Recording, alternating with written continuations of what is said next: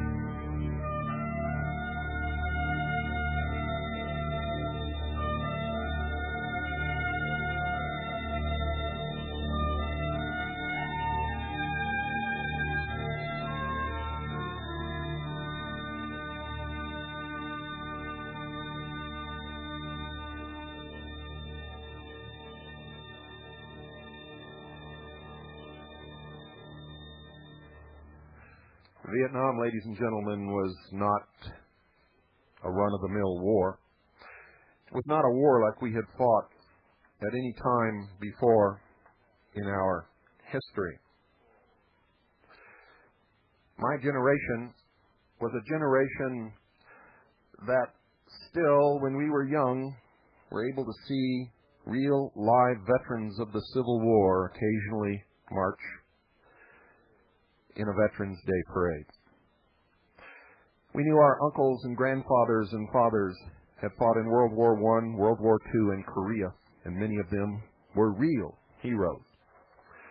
And we loved them, and we watched them, and we envied them, and they told us stories when they felt like talking, and they made war sound somehow glorious and wonderful. It was a place where a man could prove himself. And all the doubts and the wonderment of the childhood years could finally be congealed in something would walk forth called a man. So many of us looked forward to what we called our war. Women may not understand some of the things that I'm going to talk about tonight unless they served in Vietnam, and I know many women did. I don't know if any are listening to this broadcast. Men, when I was growing up, were raised totally different than women. Boys and girls did not play with the same toys, were not expected to grow up to occupy the same professions. And I'm not going to get into whether that was right or wrong. It just was. It just was, folks. And me being a child, I never questioned it. It just was the way that it was. I was taught to feel things in a certain way. I was taught not to cry or show my emotions, and that if I did, it was a bad thing. It was a sign of weakness. I was taught that my country was the greatest country in the world, could do no wrong, and that every man was expected, ultimately, to at some time or another serve his country. All of us, even the people who protested the war and refused to go, even the ones who went to Canada and stayed to escape the war, even those who dodged the draft, have always had some conflict with this war and with what they did. The veteran and the draft dodger alike. It made no difference. I've spoken to many people who went to Canada and have since come back and become good, upstanding citizens, been forgiven, have served their public service or whatever they were required to do. And sometimes late at night, deep in conversation, when everyone else has gone to bed, they've confided in me that they've always wondered if they did the right thing. And because they didn't go in harm's way, they've always really wondered down deep inside to this very day if they are or are not a coward. Somehow, in our childhood, this becomes a great issue with boys and then men. And sometimes there's a reckoning in every boy's life where he either confronts the fact that he is a coward and goes on and lives his life, or that he's able to stand in harm's way and take whatever comes and demonstrate whatever courage he can muster up inside himself. And those few march forth extremely confident inside with the feeling that at last they have become a man. Now, don't get confused, folks. I've grown up a lot over the years, and I know that that is something to do with being a human being, being able to stand up against adversity and do what you know is right. It makes no difference whether you're a man or a woman, a child, or an elderly person walking down a lonely, dark street at night with no lights and no protection. It has very little to do with being a man.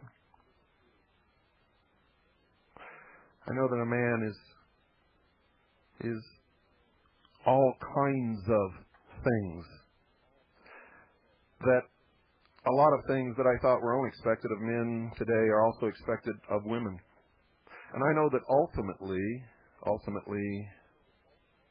there will always be a biological difference, and I sincerely believe a difference in the way men and women think.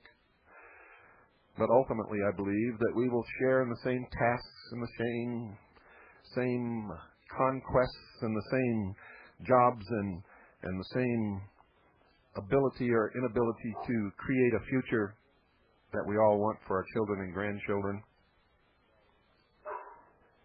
And that's important that we all understand that, because regardless of what many people may think or feel, Events march onward, never backward. Whatever the past was, it will not be again. And many people are having problems dealing with that fact. We are on the verge of great, tremendous change. The only thing that we know in this world that is absolutely certain is that the world will change. Things will change, people will change, cities will change, countries will change. Technology will change. The way we live our lives may change. But what was cannot be. Understand that. And that's one of the biggest problems with those of us who fought in Vietnam. That is the biggest problem with those who have not come to grips with what they did or did not do in Vietnam. You see, because some of the problem with some of the Vietnam veterans, even though they may claim tremendous combat experience, is the fact that they went and never faced the enemy. And they cannot face that within themselves, even though it wasn't their fault. There are those of us who underwent extensive, terrible, terrifying combat experiences. And many of us have had to deal with what we did or did not do under those circumstances. And some of us have not come to grips with that yet. But that's not the biggest problem that all of us faced, ladies and gentlemen. It was the strangest war ever fought by this country, in that almost everyone who went was a volunteer, despite what you've been told, despite all the propaganda about the Vietnam War. All of the military services asked for volunteers and sent them first. And almost every single person that I met in Vietnam, whether he was Army, Air Force, Navy, or Marine, was a volunteer. This myth that this great draft took place across the country and unwilling young men were scooped up in this net and sent to Vietnam to die is a lie. It is a lie. Some men were drafted and went against their will. The great majority were volunteers. Because you see, folks, my generation could not wait to fight their war so that they could march in their uniforms in the Veterans Day Parade and be heroes just like their fathers, their uncles, their grandfathers, and their great-grandfathers. And if you don't believe that, you dig out the statistics and you look at them. You'll find that it's true. Absolutely true. There was a great number of minorities in Vietnam, simply because that was the easiest way to get out of poverty, to get out of the ghetto, to get out of the inner city, to get your own paycheck, to be a man standing on your own 2 feet, and to go fight your war. This concept that this draft net scooped up great numbers of minorities against their will and sent them off to die in Vietnam is also a lie. Look at the military services before Vietnam, and you'll find it's always been the way out for a lot of young men who were completely disadvantaged, had poor parents or no parents at all, lived in what we call abject poverty in this country. Some third world countries, they would call it very wealthy indeed. But it was a way out, and many took it voluntarily, folks, voluntarily, not against their will at all. And if you think about it, it wasn't that hard to hide from the draft.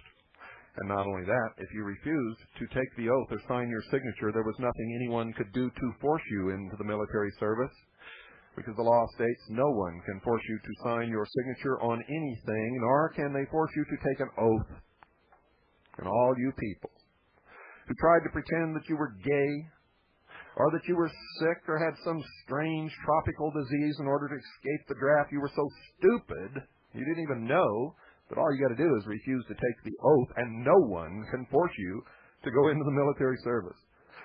For without taking the oath, you cannot be abducted, and no one can force you to take any oath, period, ever in your life in this country. Nor can they force you to sign your signature, which you must do to validate a contract. How does that make you feel, dummies? You know, when I went in to take my oath, I didn't see anyone refuse to take it. I took it gladly, voluntarily. Everyone that I ever met in the United States Navy, the United States Marines, were volunteers. In Vietnam, I met some people who were in the United States Army who had been drafted and did not want to be there, but no one else. No one else. Period. What was wrong with the Vietnam War? Well, in the first place, they dehumanized all of the people, even those who we were supposed to be fighting for. For we all had to attend briefings at little classes and schools and things before we went, and we were taught that these people were not human. They were slopes, gooks, geeks, and a lot of other names. We were taught that the Viet Cong should be called Charlie, and the North Vietnamese Army we dubbed the NVA. And we had nicknames for specific units that we habitually fought, or habitually looked for and never fought. One of the major discrepancies was that a young man would be sent to Vietnam attached to a unit. At first he was sort of a pariah. No one wants to go into battle with a greenhorn, with a new guy, with somebody who's never had combat experience before, and you certainly didn't want them near you because they might get you killed. And then, if you survived that period of time, you progressed into one of the regular crew members, as it was in my unit. You weren't an outcast anymore. You found people began to accept you, and then pretty soon, as time went by, you found that you were the veteran or the old guy.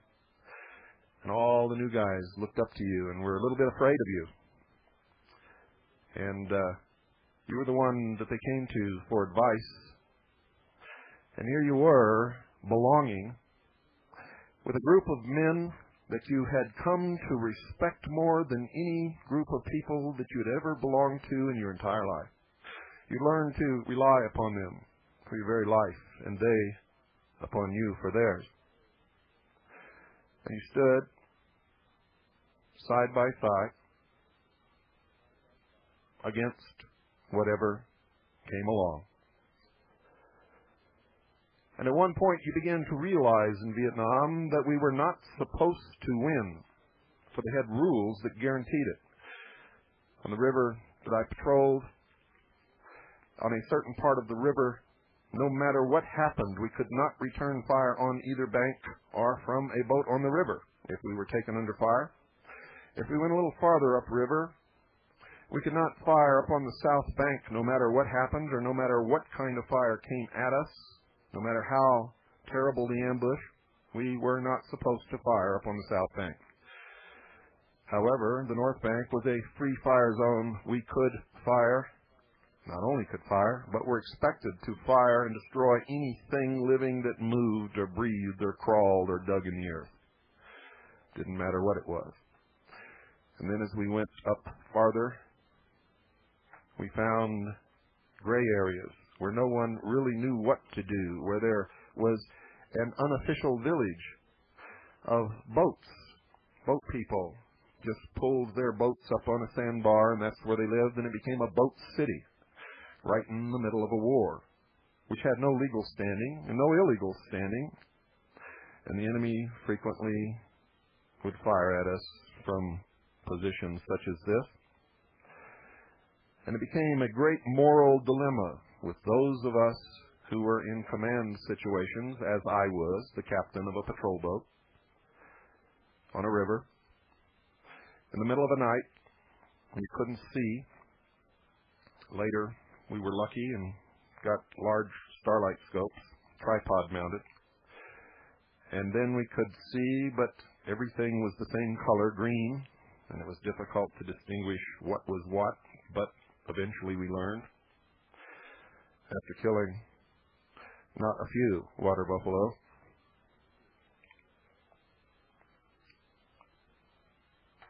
I cannot describe to you exactly what it feels like to walk in a jungle because I never did it. But I can tell you what it was like to be on a river, on a boat, in full view, with an assigned area that you cannot leave, under very strict orders, with orders that you can fire in certain places and cannot fire in others, and you look around and you see a crew of young boys, really, and you realize that you're really still a boy, quickly becoming a man, and you realize that every single man on that boat relies upon you to make the proper decisions at the proper time for their very lives. And then I came to realize that I relied on each one of them being able to carry out any order that I would give them, or being able to stand at their weapon, no matter what type of fire was directed at us, or how bad someone else may be hit, but to stand at that weapon, and to service and deploy that weapon, and to fire upon the enemy, no matter what. And it was my job to maneuver the vessel in such a way, tactically, to prevent as many casualties as possible. And then all of a sudden, in the midst of this, a piece of paper comes that says, you've got to go to Tan Son Nhut Airport in Saigon and leave the country because your tour of duty is over. And this is what many Americans have never, ever understood. The tremendous conflicts that order creates in a young man who has finally become a part of the most important organization that he's ever belonged to, with a group of men that he respects and loves more than any other group of men that he has ever met or been with in his life. And he has lived literally on the very edge of death, walking on the razor blade on a daily basis, knowing that the next step could be his last, or the next moment, an eternity, the very end of his earthly existence. And he knows, finally, for the first time in his life, what life is really all about, what it really means. And so that unit and that river and that boat and that conflict become overwhelmingly the entire focus of everything that has ever come to bear upon that young man. And it becomes his very existence. And now he's told he has to leave. This never happened in other wars, ladies and gentlemen, so it didn't have the effect that it had on Vietnam veterans. When people went to fight in wars for this country in the past, they joined a unit, they stayed with that unit, they fought with that unit until the war was over, or they were wounded, or they were dead. And only then did they come home. But in Vietnam, every year, everybody turned over. Everybody turned over, except some experienced non-commissioned personnel who were the only ones who really knew their job. And in some instances, they were kept over for another year or 3 years. And I've even known a couple of guys who were there for 4. But these were the exception and not the rule. And then there were some psychotic people who had the chance to go home and refused it. And they may have been the smartest ones of all. For by and large, those people did not experience the hurt and the confusion and the doubts and the feeling that they had abandoned their comrades in the midst of a war. Those who came home came out of the middle of something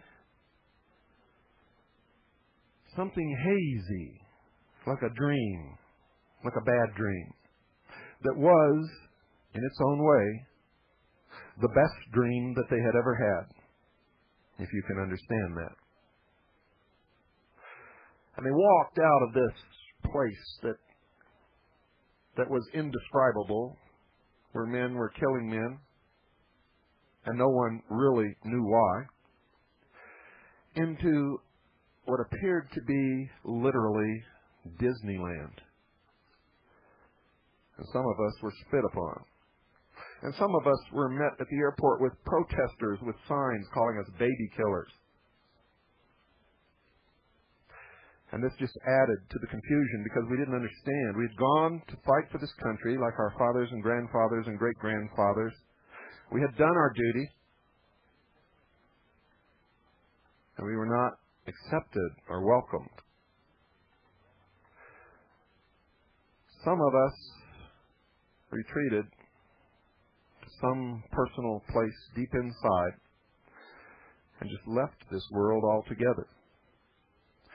Those men to this day are in mental institutions and veterans hospitals, and some have been committed for the rest of their lives. It's a very small percentage, ladies and gentlemen, so don't think that this is the normal case for all Vietnam veterans or even a good percentage. It's a very small percentage. Most of us just tried to get back into society and lead our lives like we felt it should be led. And we'll talk about that right after this break.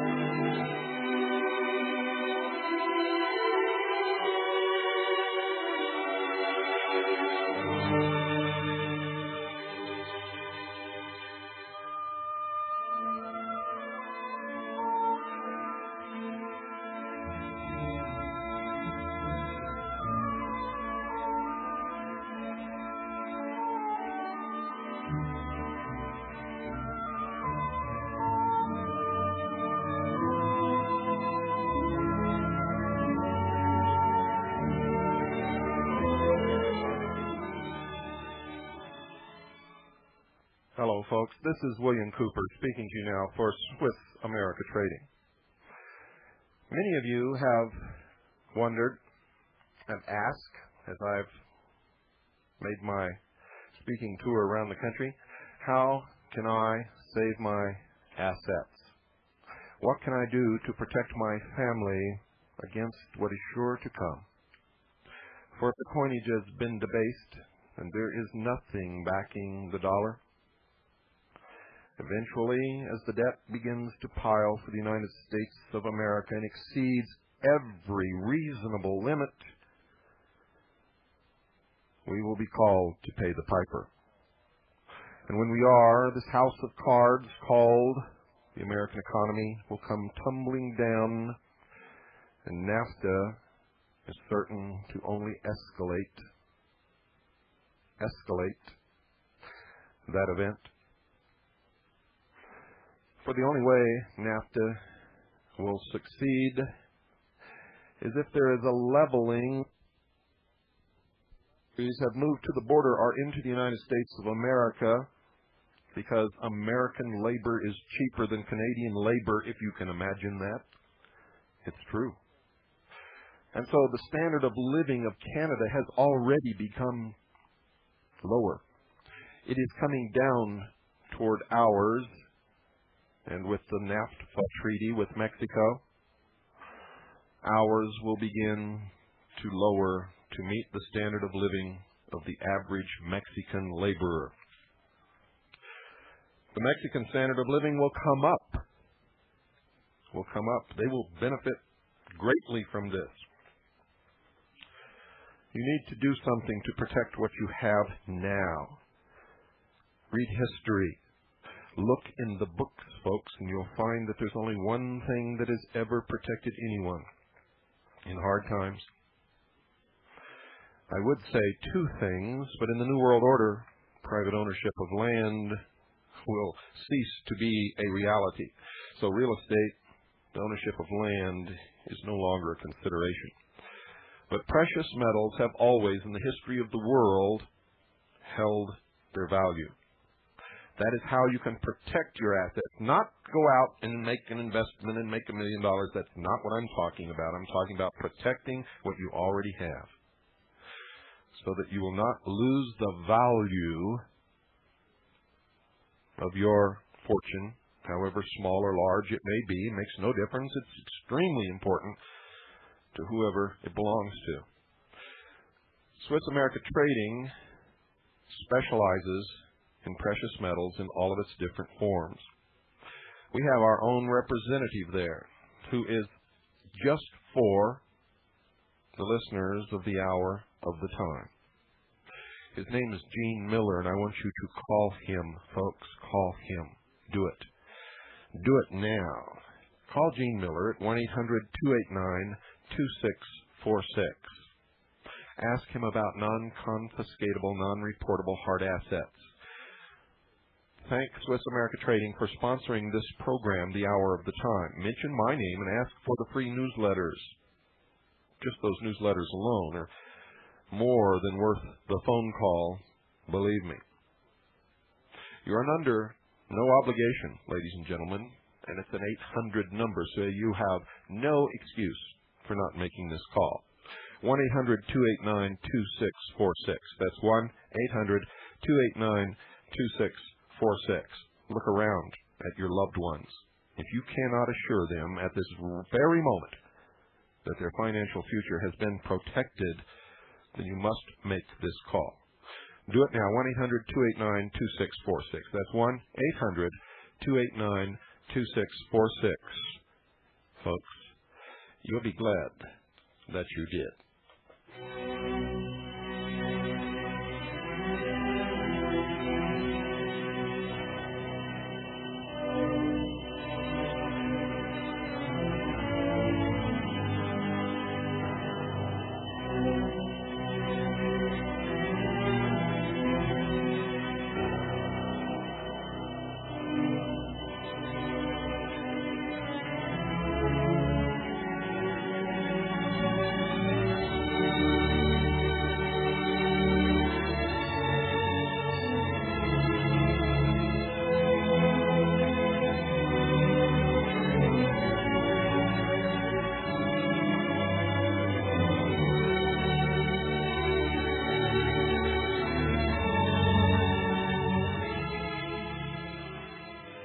Those of us who came home and tried to continue our lives found that the old saying, "You can't go back home," is absolutely true.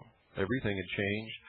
We didn't know anybody, no matter how many years we had known them, and they didn't know us. We had things on our minds that we wanted to talk about, and yet we did not want to talk about those things, and yet with someone we must. For some of us, it was many years before we found anyone that we could talk with concerning the war. Some of us to this day have never found anyone at all to which they could confide their deepest feelings and experiences, and have borne the tide of battle still raging in their mind, even now. You see them on the grounds of the Veterans Administration hospitals. You see them at Patriot meetings still wearing their greens and their camouflage uniforms, or pieces of those uniforms, or medals on their shirts. You'll see them at the Vietnam Memorial Wall in Washington, D.C., with tears streaming down their faces, wearing bits and pieces or all of old uniforms, medals. You'll see them sometimes in your city on a street corner with a hat on the sidewalk, with a sign saying, "I'm a Vietnam veteran." Now, most Vietnam veterans did go on with their life, even though they struggled inside themselves with these things. They still went on and lived their lives. And for those people, those of us who were able to do that, we somehow made peace with the war, or we substituted something else for that war. The biggest problem with those who have not been able to come back all the way, to really come home,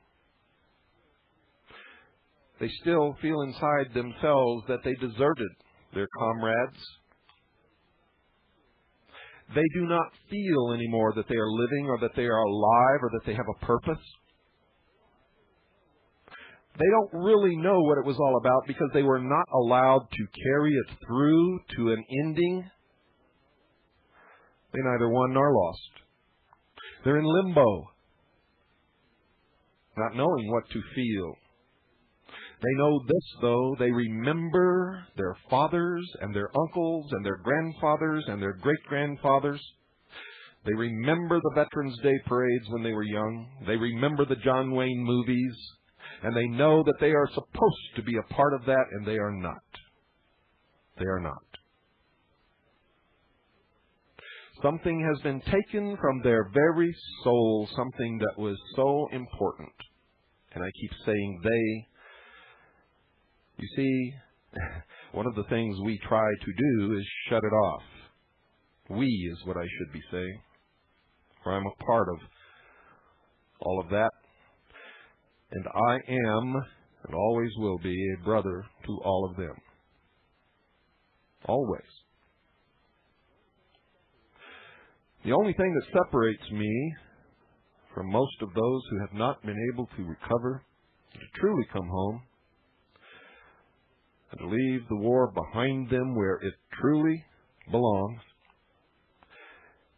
is that I found my substitute, ladies and gentlemen. I left a river behind, and I found a new one upon which to travel in the middle of the night, and a new crew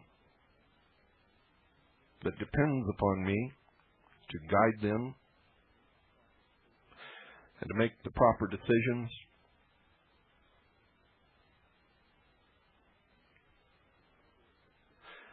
I can remember it was a big thing on my boat for me. After a while, nobody else even paid any attention, but I always did. I never ate one bite of food until all my crew had either eaten or expressed a desire not to eat. It may not mean a lot to many of you, but it meant an awful lot to me, and still does. I'm talking to all of you out there who may still be struggling with that war. I know how you feel because I've had the same feelings. When I left my crew to come back, I tried everything I could try to extend my stay and not have to leave, and I was told that there was no way that I could do it. They'd already decided to turn the war over to the South Vietnamese and that we were leaving. I knew that before the newspapers knew it. So I was not allowed. I felt deep within my very soul that I had abandoned my crew. And alone, sometimes late at night over a bottle of scotch, I cried a lot about that. Struggled with it inside, as I know many of you have, whether or not you had a crew, just being a member of an organization of men that you'd come to love and trust,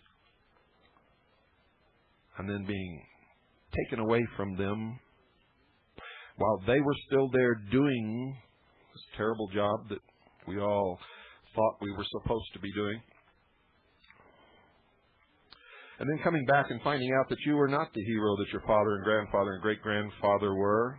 You were an outcast, a baby killer, somebody to be spit upon, terrible, terrible freak of nature, a Vietnam veteran. For many years, most of us didn't relish walking around telling people that we were Vietnam veterans. It just was not something that would endear you to the community. Now, if it became an important matter, most of us would stand right up and say immediately, yes, I was a Vietnam veteran, and take whatever consequences that would bring. But nobody freely volunteered that knowledge anywhere. Anywhere. And then, what was the outcome of all of this? Did we win? Did we lose? What does all this mean? And then we began to struggle with, were we fools? What the hell were we doing there in the first place? And for many of us, these things have never been resolved. But one thing has to be resolved. You must begin to live your life again. And the only way you can do that, after participating in real combat, for those of you who are struggling with the fact that you were there and really didn't get shot at or shoot at anyone, and I know there are some of you, I don't know how to tell you to deal with your problem, but for combat veterans who fought and who lived on the cutting edge of that razor blade, who went into harm's way on a daily or nightly basis and did whatever was required of them, and then came back, wounded or not, but alive. I know, just as I know within myself, that if you do not find again your own personal river or your own personal jungle to take the place of the turmoil that is raging within you, you will probably never come home. I can't tell you how to find that, but I can tell you that I have found it. I have found it. And I would like for you to look at what I have found, because maybe it can help you. Our country is in danger. This time for real.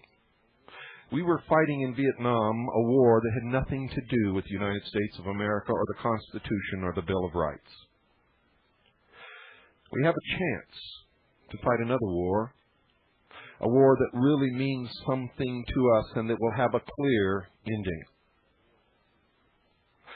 And that war should be in protection of the Constitution and the Bill of Rights, a complete rejection of Marxist socialist ideas, and a return to the principles and ideals upon which this country was built. This is my personal river, and it can be yours too, because we have a long, long river to travel.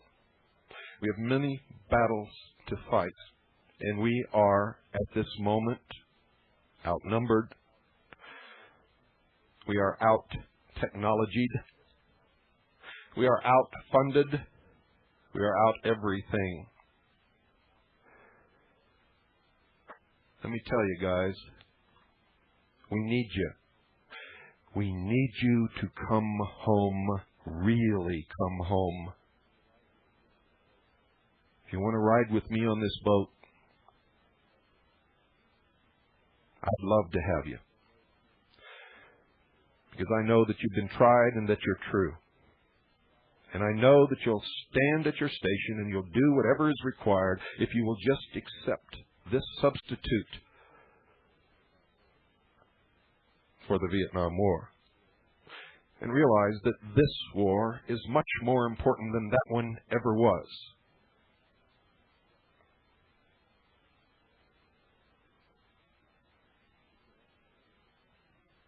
And if you'll understand that the future and the freedom of all that comes after us will depend upon whether or not we win or lose this war, but there will be no limbo. And that, I'm sure you'll agree, is important to all of us. I'd like to hear from some of you. And I'd like to hear if this makes sense to you. It makes sense to me, but it may not make sense to anyone else. If you fought in Vietnam, I'd like to have a call from you right now for the next 10 or 12 minutes. I'd like to hear what you think about what I have just said. The number is 602-333-2174. That's 602-333-2174. And I won't be too disappointed if no one calls, because I know what kind of emotion this brings up. And the reason I did this show was the other night, late at night, everyone had gone to bed. And I don't know, 1 or 2 o'clock in the morning, I was sitting there watching the satellite. And all of a sudden, the Vietnam Memorial was right there in front of my face. And all of a sudden, the tears just began to come down my eyes. And the next morning, an old friend called who had fought in Vietnam. And if you understand the synchronicity, maybe that's what happened. He wanted to talk about the way he was feeling about some of the things that I've discussed tonight. And so I sat all day yesterday. I was giving thanks with my family and with Carolyn. I thought an awful lot about Vietnam and about Vietnam veterans and about the state of this country today and about this river that I am fighting upon today. Good evening. You're on the air. Hello, this is Mike Orr from Sheridan, Wyoming. Hi, Mike. I need you to turn off your radio. Okay. Wow, I got through. Yeah, you did.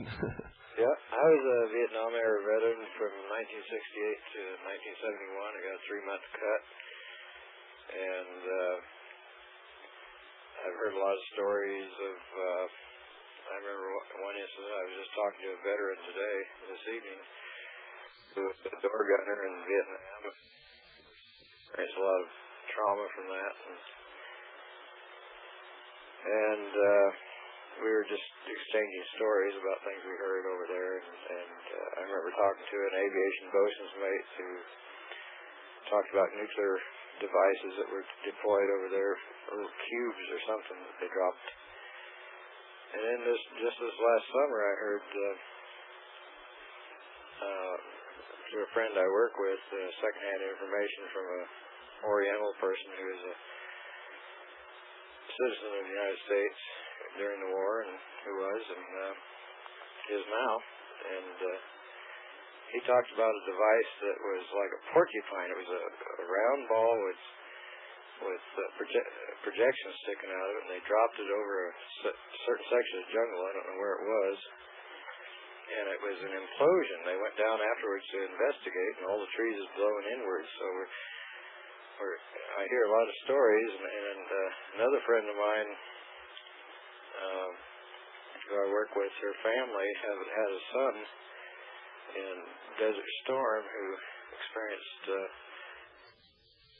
biological warfare, gas warfare, I believe one of the two, and now it's come to light in Congress, I believe, where they're investigating some of these stories that troops have been exposed to, things like that, where officially it was denied. So yeah, a lot of things were denied. How did you feel about my suggestion tonight? Well, I just turned you on. I was watching a show, and I flipped it off and decided to see what shortwave had to offer. And So you just caught the tail end of the program? Yes. Okay. Well, I'm glad that you caught us. Is this the first time you've ever listened to the Hour of the Time? No, I've listened several times over the last few months, and I've seen two of your tapes on JFK's assassination, and the one about a conference you had down in Arizona on the New World Order and UFOs and various other subjects. I'm just interested in I'd like to get a hold of some of your tapes. Well, write us a letter and ask for our information packet, and we'll sure send it to you. And I want to thank you for calling, and make sure that you catch the program every night. Okay. Thank you. I appreciate what you said about your experience in the Navy as an intelligence officer and your memos that came over your desk, and I'm still at odds with what the establishment has presented, and there's just too much to it. I've read all the books except Posner's, and Posner I just dismissed because of the... Posner's full of crap, about 6 feet of it. Yeah. Thanks for the call. Okay, we'll see you later. Take care. Thanks, bye. 602-333-2174 is the number, folks. 602-333-2174. Good evening, you're on the air. Howdy, my name's Bill. I served between 68 and 71 in Southeast Asia. Listened to your program for the first time tonight. Was scanning around on the satellite and picked up a subcarrier. What you got to say makes a lot of sense about the importance of our Constitution and the timeliness of events right now that demands our cooperation, should we say? Yes, and I think it demands people who have been through the fire, so to speak. Well, when I went in, I swore to uphold the Constitution. It's a lifelong obligation. And that's the way it is for all of us. And if we look at our Constitution and what's happened to it just the past year. You realize, of course, that we've lost already almost all of the Bill of Rights. Yeah, I know. It's scary, And then, what is it? You want to have a 5-day waiting period before you can go to church next? What? Yeah, you're right on. Things are getting very scary, and they're happening very quickly. It amazes me that most Americans don't even understand that it is happening, and that we have many of our brothers who fought in Vietnam out there still in the Vietnam fog who don't realize that we need them here now. We don't need them in Vietnam. Well, they've gone to sleep. They stood up for something when we thought it was right to stand up for something, and they come home and got spat upon. Yes, I'm fully aware. and you beat a dog so much he's just going to lay down. So people got to stand up. They got to wake up. That's correct. So what do you suggest? How do we get together? How do we organize? Well, that's the next step. But I think we need to get Vietnam veterans organized and acquainted with what's really happening now, and put back on the right track, because not only they're going to wake up sometime in the future realizing that their war is gone and their life was shattered, but now they don't even have a country anymore.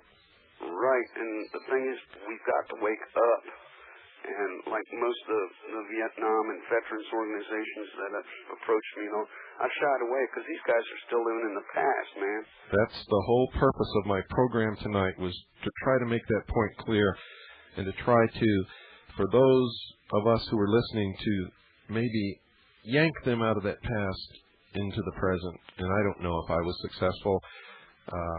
I hope that I was, at least for some, but... Well, you got me excited because there's somebody else out there thinking the way I am. I'm looking at the news and what the Senate's doing and the Congress is doing, and it's scary. It's a fascism is what's happening. You're right. It's subtle, it's slow, it's sneaky, and it's turning around, it's coming up behind us, going to bite us on the butt. Well, it's already chewing. I can feel it. I hate to say this, but I'm out of time, my friend. I'm glad that you called. Please don't be a stranger to this show. When are you on? We're on at 10 p.m. Mountain Standard Time, 9 Pacific, 11 Central, midnight Eastern, this same station, Monday through Friday night. Through Friday. Gotcha. Take care. Thank you for calling. Thanks. And for everybody else out there, I hope that this message has really come home to some of you. I hope for many of you it's helped you understand Vietnam veterans a little bit better.